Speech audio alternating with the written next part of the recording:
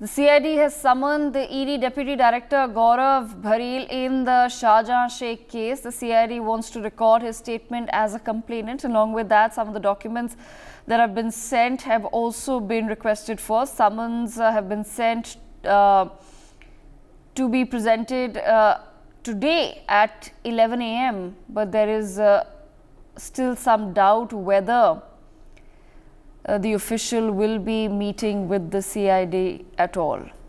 The CID, we've been told, has summoned the ED Deputy Director in the Shah Jahan Sheikh case.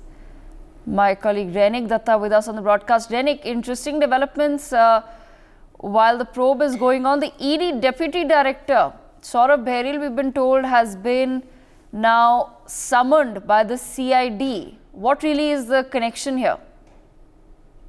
एकदम देखिए, ED का जो deputy director Saurabh barley की तरफ से कंप्लेन किया गया था, ये 5 तारीख को शेख शाहजहां के खिलाफ में, जिस कंप्लेन में बोला गया था कि ये शेख शाहजहां के घर में जब रेड करने गए थे एनफोर्समेंट डायरेक्टर ऑफिसर्स, उनके ऊपर हमला हुआ था और इस घटना में शेख शाहजहां खुद शामिल है और इसी एफआईआर के तहत ये शेख शाहजहां को गिरफ्तार किया गया है। सीआईडी का इंट्रोगेशन चल रहा है ये शेख शाहजहां को। शेख शाहजहां के पास से वो लोग जानने का कोशिश कर रहे हैं कि कौन से रास्ते से वो भागे थे, इतने दिन कहाँ थे, और ये जो एनफोर्समेंट डायरेक्टरेट के ऊपर जो हमला हुआ था इसमें क्या कारण था और ये क्या वो सोचे समझे साजिश था, इस बारे में भी जानने का कोशिश सीआईडी की तरफ से किया जा रहा है। अभी सीआईडी की तरफ से एनफोर्समेंट डायरेक्टरेट का जो डिप्टी डायरेक्टर, उनको पूछताछ करना चाहते हैं सीआईडी, और उन लोग सीआईडी का ये कहना है कि ये जो डिप्टी डायरेक्टर का कंप्लेन है, ये कंप्लेन के बेसिस पे उनको बुलाया गया है। उनका जो बयान, वो बयान रिकॉर्ड किया जाएगा कि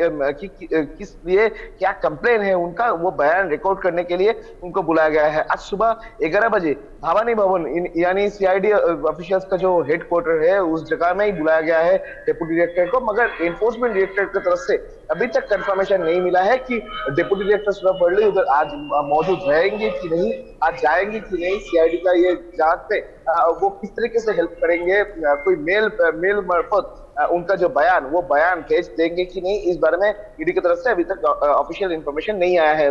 दूसरी तरफ सीआईडी अभी जानने का कोशिश कर रहे हैं कि ये जो ईडी के ऊपर ये हमला क्या प्री प्लान था। शेख शाहजहां किसके साथ बात किए थे उसी टाइम में जब एनफोर्समेंट डायरेक्टरेट का रेड हो रहा था, उनको कब इंफॉर्मेशन मिला था और इंफॉर्मेशन मिलने के बाद किस के साथ उनका बातचीत हुआ था और कौन कौन शामिल था ये एनफोर्समेंट डायरेक्टरेट के ऊपर जो हमला, ये हमले का घटना में कौन कौन शामिल था।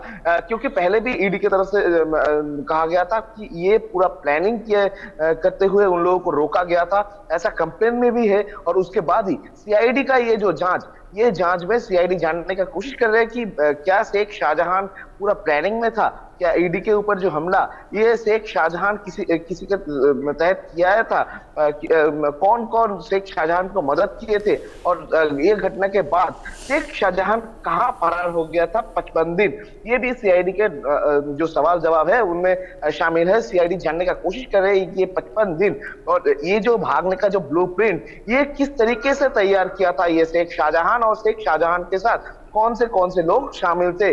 आमिर अली गाजी, इनको भी गिरफ्तार किया गया है और आमिर अली गाजी को भी शेख शाहजहां के साथ एक साथ बैठाकर पूछताछ कर रहे हैं सीआईडी, और दोनों का पूछताछ में जिस तरीके से संदेशकाली इशू भी सामने आ रहा है, और दूसरी तरफ एनफोर्समेंट डायरेक्टरेट के ऊपर जो हमला, वो हमले का घटना भी सामने आ रहा है। जैसे कि कल ही हम लोग बोले थे कि सीआईडी की तरफ से जो सूत्रों मार्फत खबर आ रहा है कि उसी सीआईडी इंट्रोगेशन में शेख शाहजहां ने कबूल किया था कि 5 तारीख जब ये हादसा घटा था ईडी ऑफिशियल्स के साथ, उन टाइम उन लोगों का एक मीटिंग हुआ था। उस मीटिंग में एक ब्लूप्रिंट तैयार किया गया था कि किस तरीके से नेक्स्ट स्टेप लिया जाएगा, शेख शाहजहां कौन से रास्ते से भागेगा और कौन से जगह में वो रुकेगा, कौन कौन उनको शेल्टर देगा, एक दिन छोड़ के एक दिन एक घर चेंज करने का जो प्लानिंग भी तैयार किया गया था 5 तारीख रात को ही, ऐसा सीआईडी सूत्रों मार्फत खबर आ रहा है। और दूसरी तरफ देखा जाए तो शेख शाहजहां खुद का मोबाइल फोन भी इस्तेमाल नहीं कर रहा था, वो जिस करीबी के घर में पहुंचता था उनके घर से ही इमरजेंसी कॉल किया करता था, ऐसा भी सीआईडी के तहत कहा जा रहा है। अभी तो देखना है कि सीआईडी का ये जो जांच ये जांच में सिर्फ शेख शाहजहां नहीं, शेख शाहजहां के रिलेटेड कौन से नाम सामने आते हैं, क्योंकि ये 55 दिन वो जितने जितने घर में रुके थे वो लोग उनको सपोर्ट किए थे, वो लोग उनको सपोर्टर से शेल्टर भी दिए थे, उन लोगों को भी पूछताछ करेगा सीआईडी। और सीआईडी एक चेन तैयार करने का कोशिश में लगे हुए हैं कि कौन से जगह से शेख शाहजहां गए थे और किस तरीके से ये पूरा घटना को अंजाम दिया। 55 दिन छुपे रहने का पीछे कौन से लोग शामिल था और किस तरीके से इस घटना को रचा गया था, इस बारे में भी सीआईडी के जांच किया जा रहा है। और इसी बीच में ईडी का जो डेप्यूटी डायरेक्टर को बुलाना सीआईडी के लिए, ये सीआईडी की तरफ से कहा जा रहा है कि ये बहुत ही महत्वपूर्ण है, क्योंकि उनका बयान के भित्ति से ही ये पूरा केस चलेगा। और इसी वजह से उनको बुलाया जा रहा है कि कंप्लेन जो है वो कंप्लेन का जो बयान रिकॉर्ड करना चाहते हैं CID. Right, absolutely. Renik, at the same time, where exactly has the probe reached? The main accused has been arrested, but what about the rest of the nexus?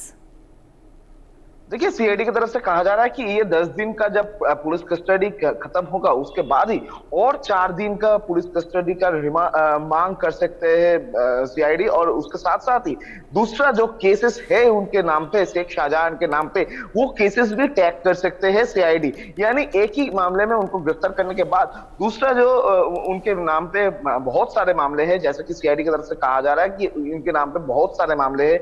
नाजौट police station में है, Sandeshkhali police station में है, मीनाखा police station में है। ये जो complaints है वो एफआईआर के भित्ति से उनको टैग भी कर सकता है सीआईडी। और उनके नाम पे अटेम्प्ट टू मर्डर केस जैसा है और वैसा ही गैंग रेप में शामिल होने वाला केस भी सीआईडी की तरफ है। और अभी देखना है सीआईडी ये जो जांच, एनफोर्समेंट डायरेक्टरेट के ऊपर जो हमला, ये इस घटना को ये जांच किस तरीके से करता है। और उसके बाद कोर्ट पेशी जब होगा ये शेख शाहजहां का, उसी टाइम में एनफोर्समेंट डायरेक्टरेट के मामले के साथ दूसरा कोई मामला ऐड ऑन करता है कि ईडी के ये केस में और 4 दिन पुलिस कस्टडी का रिमांड जो है वो एक्सटेंड करने का प्रयास करता है कि नहीं, उसमें भी नजर रहेगा।